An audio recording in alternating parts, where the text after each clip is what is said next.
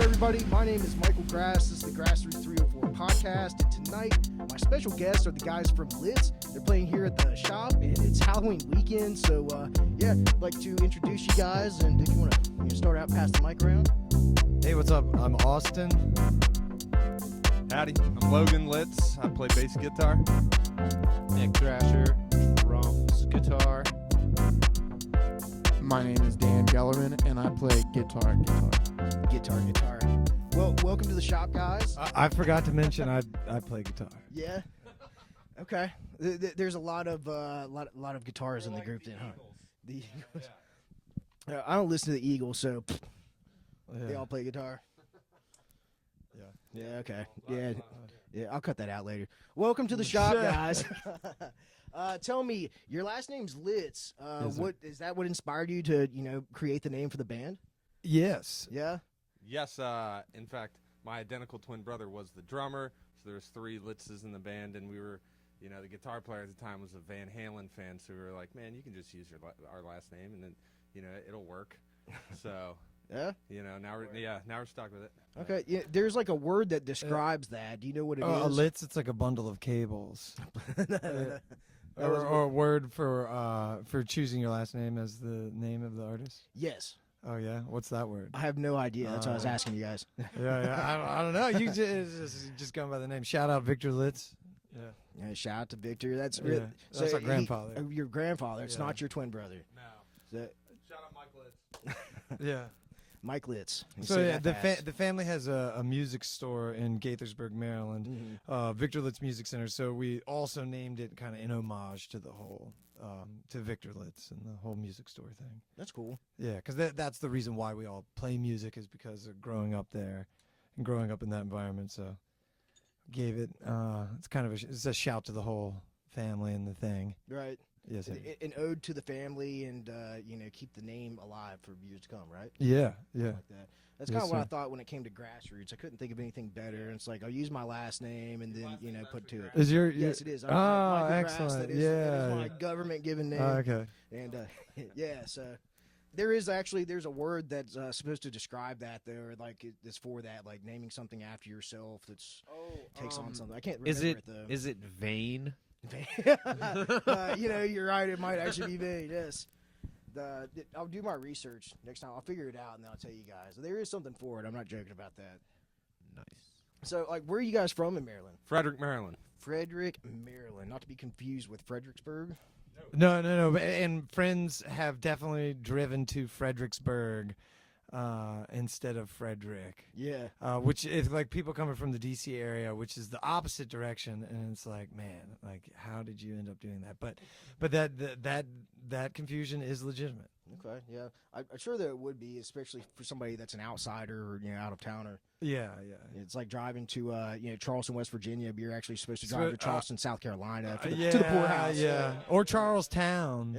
Yeah, Charlestown. Yeah, which is totally also Charleston. I've confused Charleston and Charlestown before, but they're so far. I mean, I haven't driven to it, but like in my head, confused them. Can you guys tell me your music? It blends kind of various different genres. How would you describe your unique sound to someone who hasn't heard your music before? Yacht rock jam band. Yeah, can you elaborate a little bit more on the yacht rock part? Someone left a comment on a YouTube video that said yacht rock jam band, so I'm going with that for now. Okay, I dig it. Some of it, I'd say, is kind of like Pink Floyd meets Daft Punk, in a way. That's cool. In a way, But yeah, it's hard to really put it in a box. Okay, so the website says Jamtronica. Yeah, Funktronica is what we're gonna start saying. Funktronica. Yeah. We're going to coin Funktronic Jam Yacht Rock. Yeah. Funktronic Yacht Jam. Yeah, I'm down with that. It kind of leaves it open to a lot of improv with that. So where are you going to go with that? Is it going to be jammy? Is it going to be funky? Yachty. Is it going to be some Jimmy Lil Buffett Yachty? style, It'll be a Lil Yachty. Lil Yachty. Just a Lil Yachty. Shout out to Lil Yachty.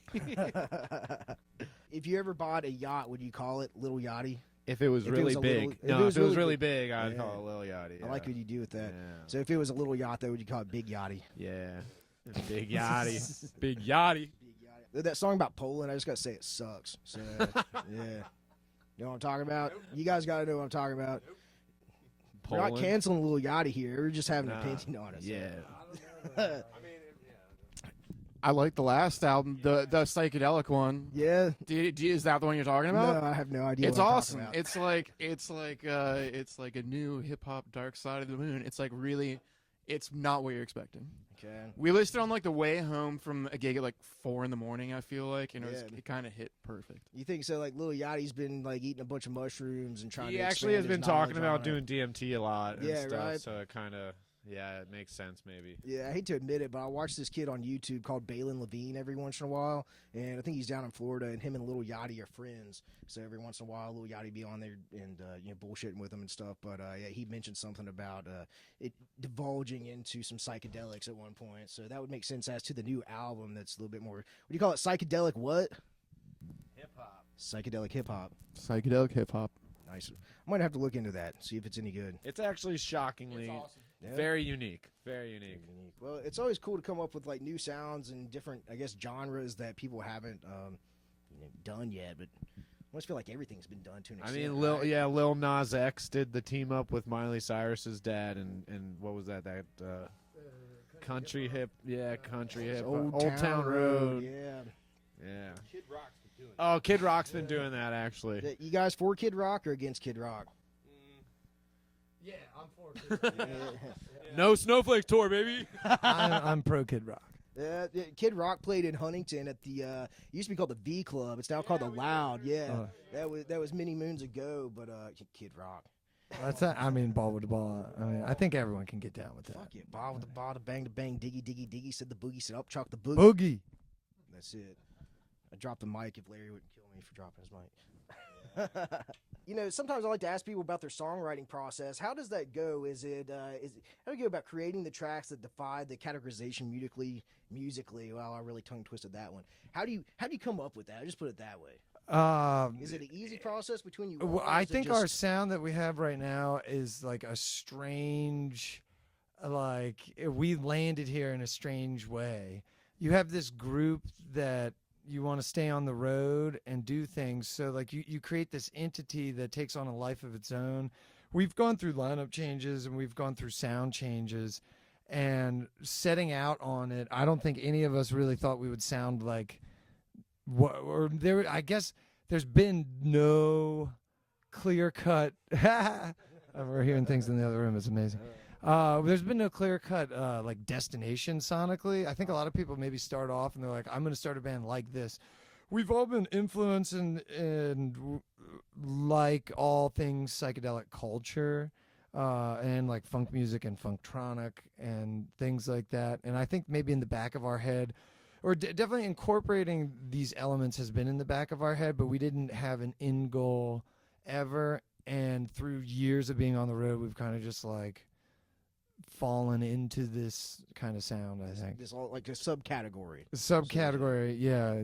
We didn't decide to be a random off the wall, but we're here and we're working to refine it every day. We got a new album that I just finished. This is the very first Yacht Jam Band album, and You got a name for it yet? It is called Yacht. And that's a very original. It could be, yeah, it very well could be, but yeah, that'll be out like wintertime, I think, and we're gonna press it on vinyl, so we're really excited. Do you think that it's better to release an album, let's say well, you're saying wintertime, so are you supposing for like December next month, or are you thinking like January, February? 'Cause this leads into as my soon as second possible, question. really. Like Yeah. as soon as we can get it all figured out and all put together and in our hands, and yeah, I mean, honestly, yeah, I don't think it's like the old days where you put out records around Christmas time so people get them in their stockings or whatever. It's I don't think it matters anymore. I hope not. Do you think that it would be better to release it in the new year so that come the new year you could say, well, we've just released this new album this year, rather than say, well, we released an album in 2023, rather than it's even though it's a month apart. I mean, I haven't thought about that at all, Yeah. but maybe there's something there. Who Right. knows? But we'll probably put it out as soon as we can. Hopefully it's this year. I was talking to one of your fans earlier who said they actually thought that you all sound the best right now, better than you have in the past. So when you're talking about, curating your sound, coming up with all an experimental new genre that you kind of just fell into while playing over the years, I guess what I'm saying is it's going well for you. People like it. Yeah, people enjoy we've it. actually also like as the guys playing the music have been very happy with where things are at. Yeah. And constantly are feeling like we're making the right moves forward musically to like do justice to how we want to portray our art form, Mhm. without sacrificing our dignity. Right. Yeah. You'd have to Without think you'd selling have our to do something really- souls. Not selling your soul. That's Yeah, good. Yeah. You don't want to do that. You'd have to really do something kind of wild in order to lose your dignity when it comes to music. So Yeah. I guess take Yeah. your pick there. Right. It can happen. It could happen. I just had something come to mind. It's probably inappropriate, so I won't even mention it. But I'll just You move like on with it. inappropriate. I've been canceled once. I'm not ready to get canceled yet again for the second time. But we give it a couple months, and then I might care less. Tell me, you guys are performed at some various festivals and opened for notable bands. Can you share some memorable experiences from these sets? From your journey so far, any bands you've played with that you actually never thought that you'd expect to play with? I met Phil Esch one time Really? backstage at a festival that we were playing at. It was cool. Yeah, Yeah, that was cool. that's But neat. I don't know, a bunch of crazy shit's happened, man. It'd take me a second to even think of a good story, but anybody got one? Yeah, when you're at a festival, good times are had. I guess in terms of we got to share a lineup and enjoy the music of Willie Nelson this summer. That was we didn't meet Willie. This was at Summer Camp Music Festival, so we were one of 500 bands or something crazy like that on the festival. But that was really cool because he's just so cool. Yeah. Yeah. Down to earth, easy to talk to. Well, we didn't. No, I didn't talk to him. Oh, He met Phil Esch a minute ago or something. But I don't know. You meet cool people, but they're all cool people, and they're just people, which is. Yeah, we've played with like Marcus King before he kind of blew up. We've played with Goose way before they blew They up. definitely blew up, right? Yeah, we've been friends with Pigeons playing ping pong for a long time. Played with them a handful of times. I'm like a huge Papadozio fan, so we've played with them a handful of cool. times, which is like super cool to play with one of your favorite bands. Dopapod, it's just a bunch of shit where it's like super fun, and then a bunch of silly actual road stories that don't have much to do with the music. Yeah. And some are quite inappropriate. Yeah, I like inappropriate. Yeah, okay. So one time we're stopped at a gas station, and there's like a car wash, and the car wash is kind of like illuminated, and there's sort of like fog coming out of the car wash. Yeah. And we pulled in there to like get our bearings and I think like look up a hotel or some shit.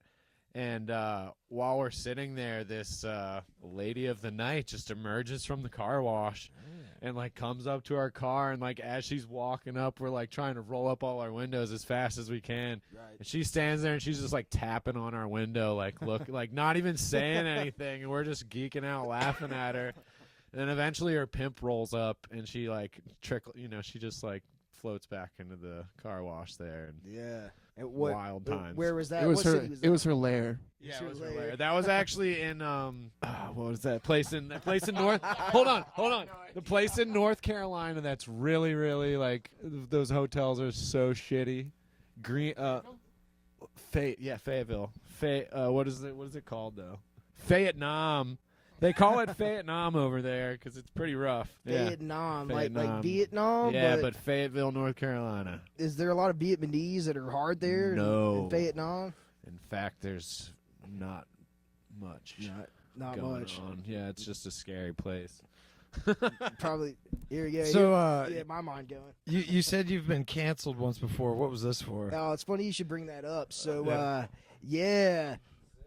So I used to be on the radio here in Charleston. Had my own radio show. It was kind of focused on. It's called the Grassroots Variety Hour, and I played jam bands. I played funk. Nice. I played hip hop. I played EDM. Like whatever was cool. I wanted to hear. Hope that other people. Well, I don't really care if other people like it, but maybe some people do. So, anyways. I digress. Back during COVID, and before anybody knew really what was what, if masks work, if they didn't work, social distancing, all that stuff. We had kind of shut down the studio, and we were doing our shows from home. And at one point, they allowed us to come back into the studios under certain circumstances that like wore gloves, you wore a mask, obviously you're going to social distance in there, but there's nobody else in there doing your show with you. But there was a list of like rules that you had to do. I had no problem with that.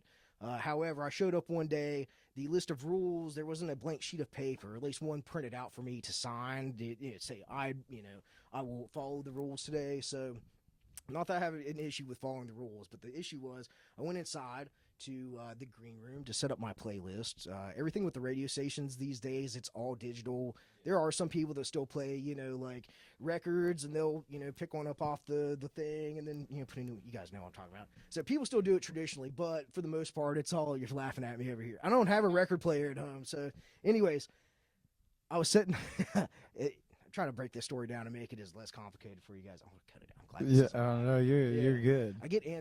I'm still a little bit salty about it, and I get antsed up talking about it because they really piss me off. But what happened was that I was in the green room loading up my playlist by myself. I had on a facial covering, and I was drinking coffee. But I had my facial covering here, drinking coffee on the computer by myself. The other DJ, one of the other DJs that had his show before me, his co-host walked out from the blue room, which is the recording area. He saw me without my mask on, and he lost his shit. He started cussing me out. He got up closer than 6 feet, if we want to give a fuck about that. Yeah, and was like flipping. He's like, you're fucking crazy. Why don't you have your mask on? You're gonna kill people. Really, what's blah, funny blah. is he's the crazy one. Absolutely lost it. Yeah. So I was like, dude, like it's not that big of a deal. It's not that big of a deal. Like I don't want to fight you. I don't want to smash my coffee cup over your head. I don't want to have any issues. Like it's not that big of a deal. And he's just, going the fuck off. So. Long story short, he went back and we had a member mixer party that night where we were going to be getting together for the first time. All the DJs, all the volunteer DJs, which were about 50 people, were going to be getting together later that night and having a social distance party to say what's up to one another. I didn't go because I don't want to deal with any bullshit, but he went and blabbed about it all to the board that was there and the president and everybody else and talked so much shit about it that the next day I got a call saying I would have to explain what was going on in front of the board, and I was no longer allowed back at the radio station until things could be, taken care of. So I got to explain my story, but not in person, so I didn't exactly get to do justice.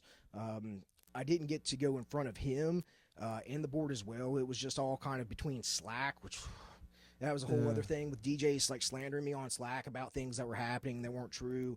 And one thing led to another, and they said, well, we're going to suspend you for 8 months. You've got to write a written apology to all the other DJs, and there's something else to it. And I was just like, no, they waited 5.5 weeks to tell me this too. So for it to be such a big deal, they kept putting it off. Probably think that maybe I just get pissed and then say I'm done, I'm out, and then they might not have any legal consequences over it. But yeah, 5.5 weeks went by and they finally told me what was up, and I was just like, no, it's like if anybody owes anyone an apology, you all owe me an apology. He owes me an apology. It's like I wasn't trying to hurt anybody. I had no ill intentions. It's bullshit. I think we can all agree that there was a lot of bullshit happening during COVID. Yeah. There was the hypocrisy of him giving you shit about your mask and then immediately that night going to a party with 50 people. It's like, do you even really care? What the fuck? Right. Yeah, what the fuck? When he was yelling about it was he doing across the room to his boss? It's like this. I was hoping that it would be across the room. Yeah, it's just a lot of hypocrisy. I mean, I don't want to bring age into it, but I was the only one there under 30, probably under 40 too at that. And, older people are all about, you can't surf my wake bullshit. So they get that mentality and they see a younger person that's, doing something different, whether it's not that or not, or he's just a fucking asshole. But, yeah. So I left out of there with some salt in my mouth and, just upset overall because I really enjoyed being there. I enjoyed meeting with the musicians. Just the whole thing about it and being a part of the community. It was Sounds like a bullshit canceling to me, so. Yeah, well. Fuck them. Let's earn your next one real good. Let's earn that. If I was still there, I wouldn't be doing this. So fair enough. Yeah, man. So yeah, that's my story. Yeah. John Michael Early. So, but yeah, yeah, COVID, all that shit was really stupid. Yeah, it's fucked up. People having to get, mandated to get these shots and these vaccines that are experimental, that had side effects that the government, the CDC, kept saying was, false information, but are now coming out and saying, oh, well, this caused myocarditis and this causes blood clots and blah, blah, blah, and they're not as effective. And it's like the amount of bullshit that we were fed. I don't want to necessarily say propaganda, but when it is lies and then they tell you that everything else that you hear about it is lies, that's like almost exactly propaganda. Yeah, my colleagues here know how excited I am by this conversation because you're speaking truth, you're speaking from your truth, and I'm resonating with it. Yeah, baby, pure blood. Shout out Dr. John on YouTube. Oh, that old guy? To educate yourself further, there's a lot. Everybody just needs to do their own research on these topics, which people did. And if you did, and you looked at the objective statistical information, you can look now at insurance company, life insurance companies' policies and the numbers on that, and how these excess deaths have come in, and you can just look at it clear as day. If you go online, everyone can make their own decisions. They can look at it clear as day, and I'm right there with you, man. Something I thought about were all the musicians that were probably told you're never going to be able to play in like a public venue again unless you get the shot. Yeah. How many people?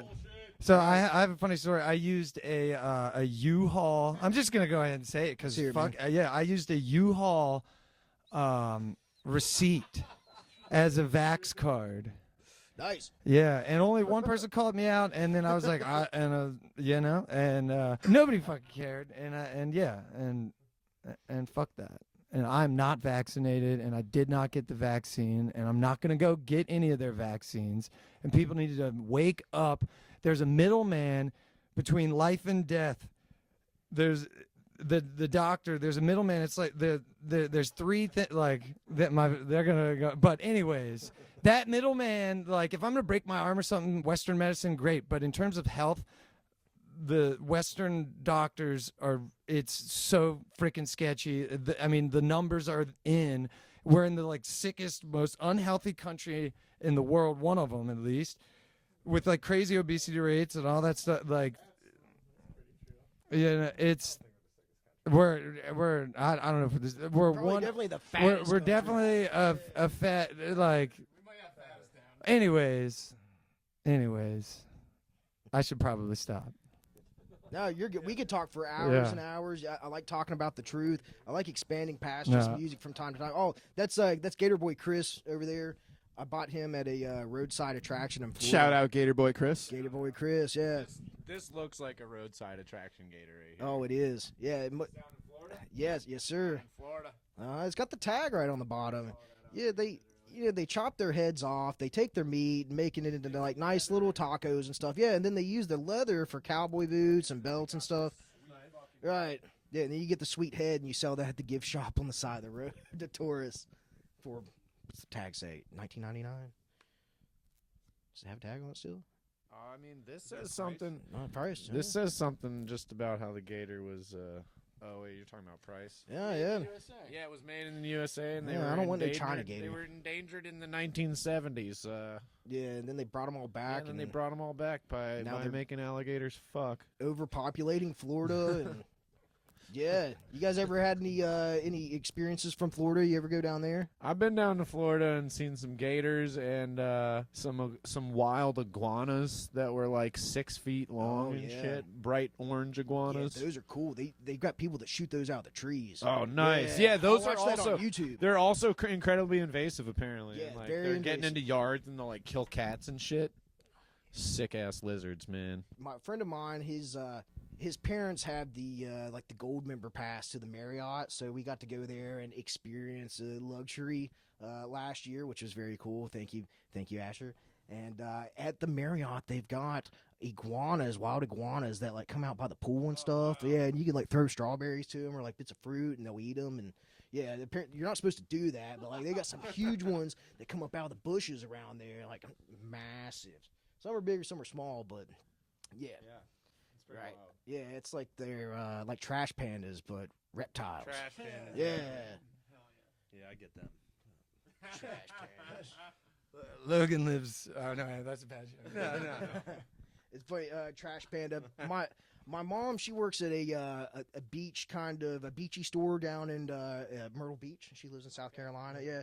And she said earlier this week, that they had what they thought was like a mouse that was inside the store, because they came in one morning and there was like a bunch of products that had been chewed into, and like things kind of knocked off racks and stuff, and so they laid out a bunch of mouse traps and came back the next day, and some of them were, tipped, but other ones weren't. They were still there. But they noticed there was a spot in the ceiling, kind of like their drop ceiling here, where there was a piece that was slid out. So they went back and they looked on the cameras, and they saw that it was a raccoon that had been, scaling the wall and coming down out of the ceiling in the middle of the night. Right. So that it gets better. They put out a trap for this raccoon, and he evaded the trap the first night, but I guess the second night when it happened. But in that process, he got into the male enhancement products that they sell beside the register. No way. Yeah, and there was some kind of honey flavored pills. What does that do to a Probably gives them raccoon? rock hard stiffy. yeah. So she said, like, there's nothing worse than a raccoon with a boner running around here. So it's like, they try to trap him, and it went like 2 or 3 days, and he kept coming back for those products and eating them again. So finally, they just put the trap up on top of the shelf next to all those products. And the next morning they came in, he was trapped, had 8 more boner pills and stuff, and had chewed up a lighter that read "fuck you" on it. Oh man. Yes. Like, whoa. We live in a simulation. Yes. You know? This Yep. is It's not a treat. It's definitely a trick for Halloween. Yeah. Wild. See, I got a few more questions for you here, guys. It's 9:30 though. You guys are going on at 10, so I'll make sure to going on give soon. y'all plenty of time beforehand. Whenever you're out playing, how do you interact with the audience and perform and just engage with them? Do you actually do you look at anybody? Do you just find a spot in the back of the room that you can concentrate on, or are the lights just so bright that you can't see anything? a little bit of all of that sometimes, but like to engage the audience, try to.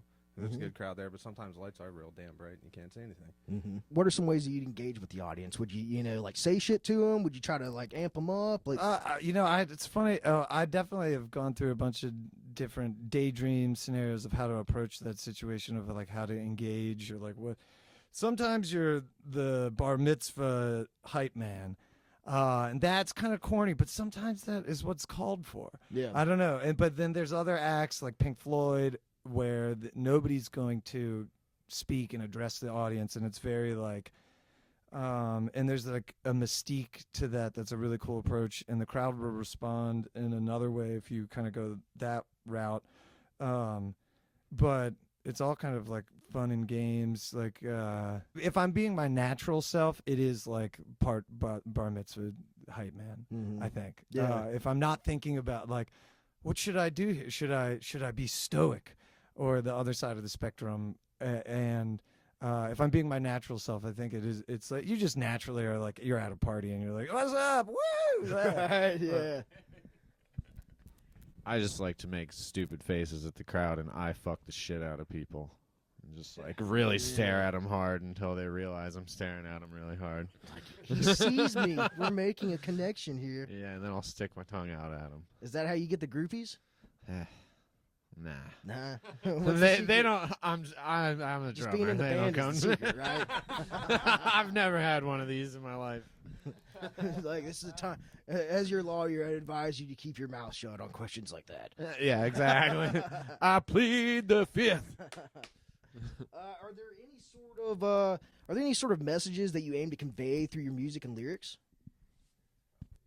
Yeah, I suppose I wrote most of the lyrics, or all of them. We're trying to write the next album together, though. I think that's going to be fun. But a message with the lyrics is there's a hidden message that you're supposed to get, and it's supposed to be yours, like a tarot card, maybe. And like a message of psychedelic, Adeptus Psychonauticus, or something. I don't know. The concept of there's a middleman, that we are mind, body, and soul, and everybody needs to wake up. There's a middleman, in between mind, body, and soul. Mind is the schools, soul is the religious systems, and I'm a very spiritual man, and I'm not talking about true deep spirituality, that there are things that are clearly, and the doctor for body, there's a middleman setting those three, and I hope people wake up. And so I might say that message in a lot of different ways. But that's secondary to the first thing I said. But there is possibly a little bit of that in there. Okay, I dig that. So you wake up in the sense of just being aware of your surroundings, being aware of what's going on, whether it's spiritually or emotionally. Aware. Well, I guess awareness, like bring mindfulness to your life, which means like just being aware of what it is that you're doing. You can still be a part, like live in the systems, but you can zoom out and kind of see above them. Just be aware of like the actions that you're making, or like the thoughts, like, you know, who gave you the thoughts that you have, like what systems have we been indoctrinated into, trying to just continually zoom out. And I think that's like all of life, where you like keep zooming out, like what is really mine and what was put inside of me, Right. Or in these cultural things, these currents of energy that are beautiful, but also there are certain things where it's like, well, I guess I don't need to say that in a political way at all, but like, yeah, just wait, like that's part of like obviously things nowadays, politics have gotten interesting, but the message always is waking up, which could, if you so chose, it could include political things, but more so that's just human evolution, the evolution of the soul, like, and that's through just awareness. Like, was it me eating the cookie, or was it my hand eating the cookie? And like, you can extrapolate that concept across the board to many things, but that's kind of growth and awareness that I'm talking about, and that's in the music. That's a great explanation. I really dig that. You really dive deep into that one. Yeah. So it's, in other words, it's going to be a free thinker as well. You know, look at everything from a broad perspective, just not what you're necessarily shown or told. Yeah. Yeah. I dig it. How do you guys see the future of Litz and its impact on the music scene? I don't know. We got this new record coming out, and it sounds really good. We're all really proud of it, and hopefully it will have a gigantic impact on the music scene and change jam band music forever. and you know, and we'll be millionaires. Awesome. Well, where are you guys going to be playing at tomorrow night? You got some shows coming up, right? Yeah, we're playing in Louisville, Kentucky tomorrow night. Yeah. What's the name of that place? Melwood Tavern. Yeah. Why don't you go ahead and shout out where people can find your music at, your social media, stuff like that. Yeah, so litzmusic.com. You can find us on Spotify, YouTube. We try and put up a bunch of videos and new content all the time. We put out live sets consistently on nugs.net. You can find our Bandcamp, litzjams.bandcamp.com, where we also put out live sets and have a $5 a month subscription to get access to everything we've released, including studio albums. I don't think I've missed anything. You know, we're on all the streaming platforms, iTunes, all that good stuff. Find us out there. We'll be coming to towns near you.